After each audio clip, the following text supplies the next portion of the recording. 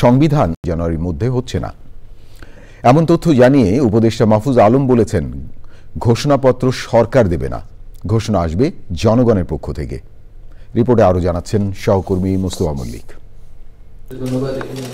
রাজধানীর foreign service একাডেমিতে প্রধান উপদেষ্টার প্রেস উইংয়ের নিয়মিত সংবাদ সম্মেলন।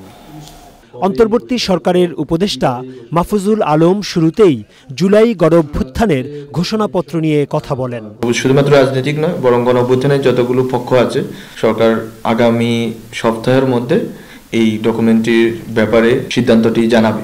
এই ঐকমত্যের জায়গাতে যদি আমরা পৌঁছাতে পারি সংবিধানের ব্যাপারে, সংবিধানকে কি করব, আমরা কি করতে চাচ্ছি, এটা প্রস্তাবনা আছে শিক্ষার্থীদের দিক থেকে, অন্যান্য রাজনৈতিক দল থেকে হয়তো এটার বিরোধিতা আছে। এইটা যেহেতু কন্টেনশাস পয়েন্ট, যেসব বিষয়ে কন্টেনশাস পয়েন্ট আছে সেসব বিষয়গুলো আমরা আলোচনা করে আমরা এটাকে লিপিবদ্ধ করব। সাংবাদিকরা উপদেষ্টার কাছে জানতে চান, জাতীয় এবং স্থানীয় নির্বাচন নিয়ে সরকারের যে পরিকল্পনা তা সবার কাছে স্পষ্ট কিনা।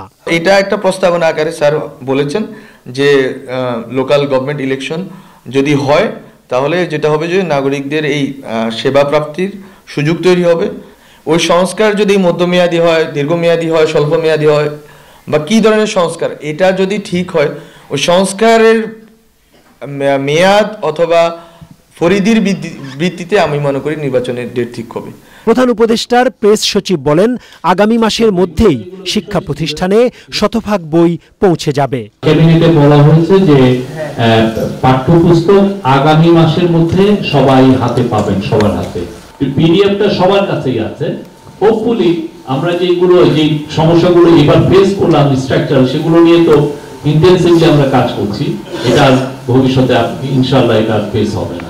সংবাদ সম্মেলনে জানানো হয়, মাজার, কাওয়ালি বা সুফি সমাবেশে কোনো ধরনের হামলা হলে মেনে নেবে না সরকার।